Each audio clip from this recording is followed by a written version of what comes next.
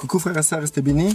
Bon, l'importance d'aimer son prochain, l'importance de considérer son prochain. Surtout, dans notre marche chrétienne, pour qu'on puisse être parfait comme le Père est parfait, marcher dans l'amour, c'est-à-dire marcher dans l'amour. Car Dieu est amour, c'est pas que Dieu possède l'amour, sa nature c'est l'amour. Et nous devons ressembler à notre Père, à notre Seigneur. C'est-à-dire que nous devons avoir une source, une nature, l'amour. Il y a trois choses qui demeurent, l'espérance, la foi et l'amour. La seule chose qui restera, ça sera l'amour. Il y a toujours ça qui revient, toujours ça. Et l'importance de ça, c'est que il faut vraiment s'asseoir, réfléchir un peu et se dire, mais c'est quoi ma vie chrétienne? Elle consiste à quoi? Qu'est-ce que je fais dans ma vie chrétienne? Il y a beaucoup de gens qui attendent servir Dieu dans les ministères en faisant des miracles, en faisant des guérisons, en faisant des délivrances, tout ça. En sachant que ça, ce n'est que des plus qui permettent à des gens d'être libérés. Et ce n'est pas le principal. Le principal, c'est la base. La base, c'est l'amour. L'amour en Christ. Donc du coup, c'est pas pour vous saouler par rapport à ça. Mais moi, je suis choqué par certains versets. Souvent, les gens disent la Bible et retiennent surtout ce que il est bien ou pas bien de faire, ce que eux ils font de mal et comment ils vont régler ça. Ça, c'est bien de dire la Bible comme ça. Si seulement ça s'arrêtait là, parce que la majorité des personnes ou ce que je peux entendre des gens, c'est que quand ils ouvrent la Bible pour la lire, c'est souvent pour chercher des erreurs dans le comportement de l'autre individu. Voilà, c'est pas, ça va pas haut, ça va pas loin. C'est toujours limité en fait, notre motivation, c'est l'autre, mais pas de la bonne manière. Notre motivation envers l'autre devrait être l'amour et non devrait être juger sa manière de marcher, juger sa manière d'être, de se comporter, de parler, sa personnalité, ce qu'elle dit, etc. Tout ça. Votre motivation de lire la Bible, votre motivation de rechercher dans la Bible, votre motivation d'aller vers l'autre ne doit pas être une motivation de chien de berger. Voilà. Mais plutôt une motivation remplie d'amour. Donc, voilà. Moi, quand je lis la Bible, je cherche Christ à travers tous les versets. Que ce soit dans l'Ancien ou dans le Nouveau Testament, je recherche Christ. Christ. C'est tout. Ça va pas plus haut, ça va pas plus loin. Je suis pas un grand théologien, mais je retrouve Christ dans beaucoup de passages de la Bible. Et je peux expliquer Christ dans beaucoup de passages de la Bible. Donc du coup, je suis souvent choqué par des simples petits versets que souvent on ne fait pas attention, parce que on est souvent là à vouloir rechercher des mystères, là où on n'a réellement pas besoin de mystères. En réalité, Dieu a fait les choses simples. Dieu n'a pas compliqué les choses pour notre vie, pour notre marche, pour notre manière de se comporter ou d'être. D'accord?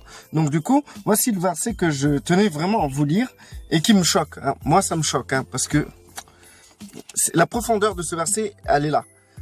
C'est vrai que bon, je suis venu beaucoup vers vous sans lire la Bible, sans vous donner des versets, sans avoir une Bible ouverte devant moi. Et je vais encore venir de cette manière-là. Et ça m'empêche pas. Si vous voulez, je suis un grand lecteur de la Bible. Et la manière que je m'approche de vous, m'empêche pas de étudier la Bible à fond pour rechercher encore les vertus, la valeur de Christ et de son Père céleste. Donc, du coup, voici le verset que je voulais vous lire. Donc, au contraire, soyez par amour serviteurs les uns des autres. C'est pas ce verset-là, mais je voulais vous le lire quand même. Le verset après. C'est dans Galates 4 à partir du verset 13. Donc c'est écrit, frères et sœurs, c'est à la liberté que vous avez été appelés. Donc nous sommes appelés à être libres de toutes choses, d'accord? Et c'est écrit seulement, ne faites pas de cette liberté un prétexte de suivre les désirs de votre de votre nature propre, de votre chair. Et les désirs de notre nature chair sont souvent ce qui se rapporte à notre ego, à l'égoïsme, au nombrilisme, tout tourne autour de vous. Vous êtes meilleur que les autres, vous lisez la Bible plus que les autres, vous connaissez plus de versets que les autres. Il y a toujours ça. Il y a une partie en vous qui est là et qui se croit meilleur que les autres. Et c'est ça. C'est cette chose-là où les gens vous doivent quelque chose, où les gens doivent vous considérer, les gens doivent vous respecter. Vous êtes quelqu'un d'important, vous êtes prophète, vous êtes quelqu'un qui a un ministère, vous êtes une personne qui prie énormément. Voilà, c'est ça, c'est tout tourne autour de vous. Vous voyez une étoile filante, vous êtes du genre à dire ah wow, Dieu me donne un signe. Sauf qu'il y a 300 000 personnes qui ont vu cette étoile filante. Vous êtes du genre être égoïste, c'est être du genre à tout rapporter à soi-même. Voilà. Donc du coup, ne faites pas de cette liberté un prétexte de vivre selon la chair.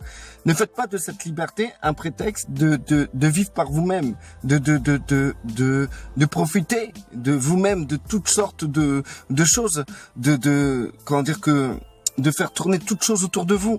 C'est pas parce que tu es libre que tu dois donner le prétexte d'être nombriliste, tout simplement, quoi, en fait, hein. Pourquoi compliquer les choses?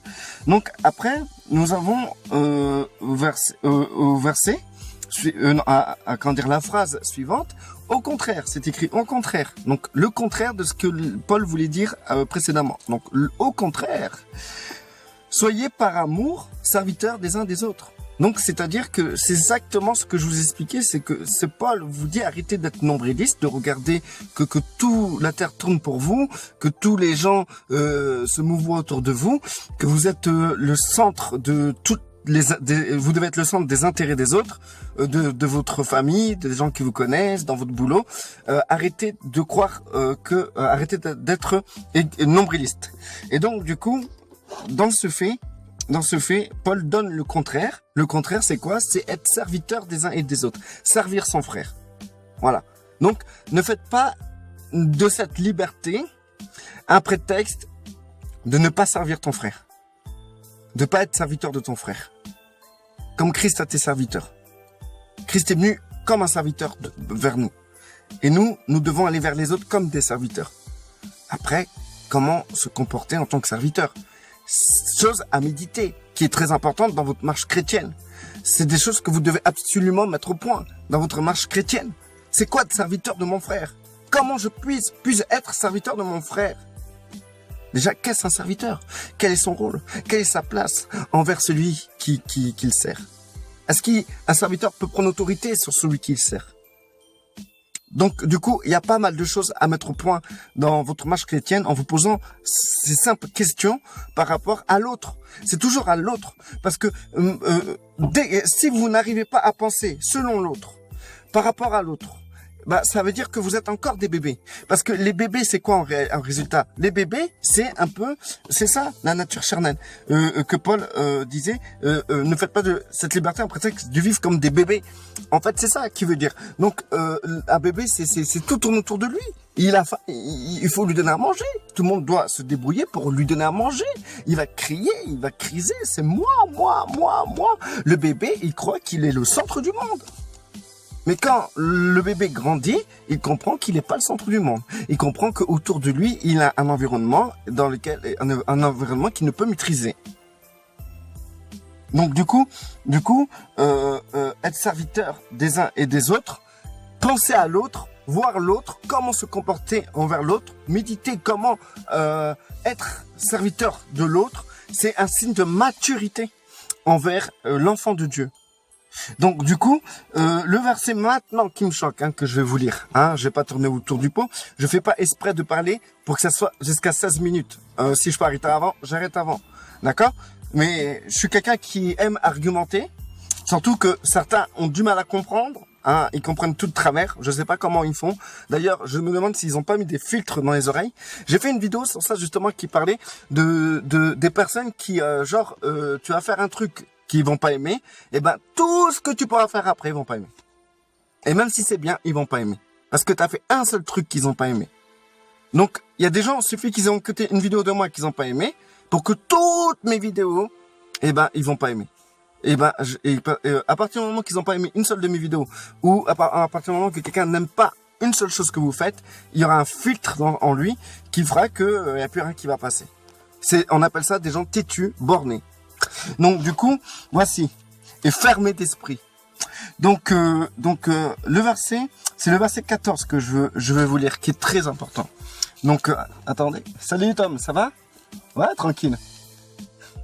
Alors le verset 14, c'est en effet, toute la loi est accomplie dans cette seule parole. Donc imaginez-vous, toute la loi, tout l'Ancien Testament, toute la loi de Moïse, toute la loi, et même la loi orale que les Juifs veulent pratiquer, soi-disant Moïse a fait des enseignements oraux et qui n'a pas été écrit et qui a été transmis de génération en génération. Toute la loi de Dieu. Écoutez bien, c'est pas une partie, mais c'est toute la loi. Donc, toute la loi est accomplie dans cette seule parole. Ah donc, quoi? Attends, le Seigneur fait un résumé. Le Saint-Esprit inspiré Paul à faire un seul résumé. Le résumé de toute la loi, de je sais pas combien de pages, hein, dans une Bible, en une phrase. Mais j'ai jamais vu un résumé aussi court que ça. Moi, je peux vous le dire. Hein. Je suis quelqu'un qui aime bien tout ce qui est littérature, etc. Je peux vous dire, j'ai jamais vu un résumé aussi court. Et ce résumé se résume en même pas dans cette seule parole. Cette seule parole, c'est une phrase, hein, pour vous dire. Hein. Dans cette seule parole. Ils disent parole. Pourquoi? Parce que c'est une parole que notre Seigneur, notre Adon, notre Messie, Yeshua a dite. D'accord? Ok?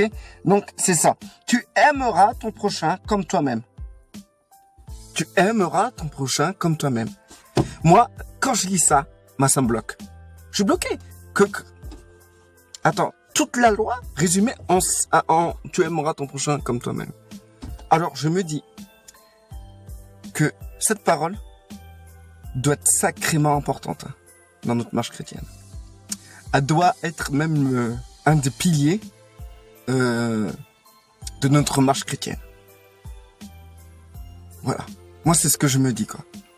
Et je me dis, si j'aime pas mon prochain comme moi-même,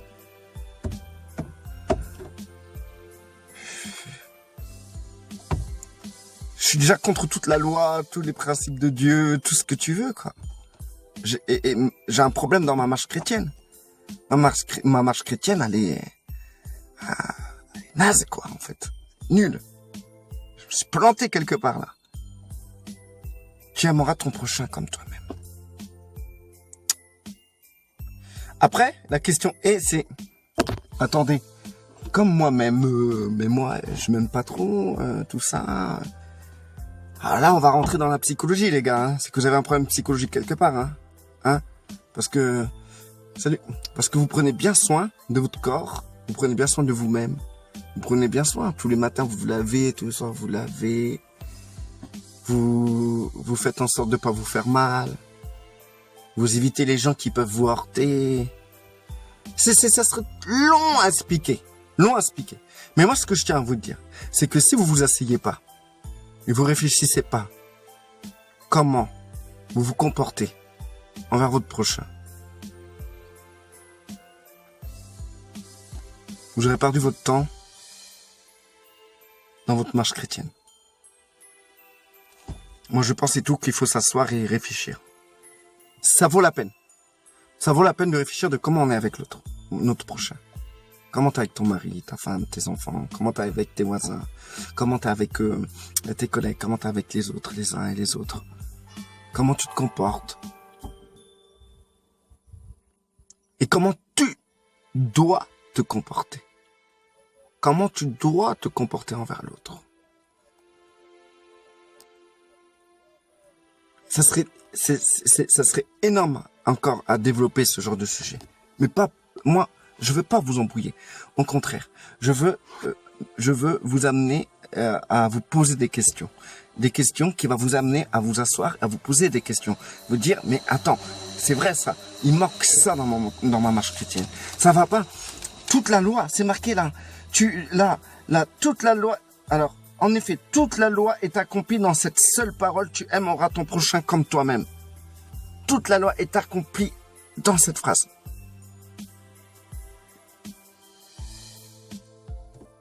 Moi, je serai à votre place, chose que j'ai faite moi.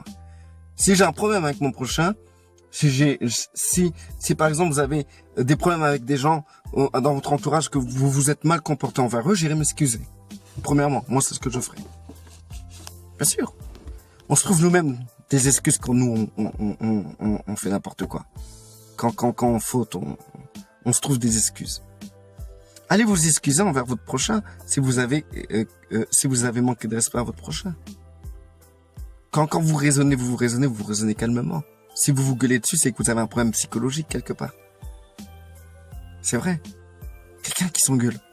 Ouais, Olivier, là, tu devrais arrêter de mettre des titres comme ça sur tes vidéos, hein. Ça va pas, hein. Si vous me voyez comme ça, je sais que je suis un psychopathe, les gars. Et arrêtez de m'écouter, hein. Non, moi, quand je me raisonne, ça fait... Ouais, Olivier, tu devrais mettre des titres un peu plus raisonnables, hein, parce que les gens, tu crois qu'ils sont intelligents, mais en fait, ils se plantent... Tu surestimes ces gens-là, Olivier. Arrête de faire map. Arrête de surestimer les gens. Bref, restez bénis, les frères et sœurs. Restez bénis et restez réfléchis. Asseyez-vous. Faites-vous du bien.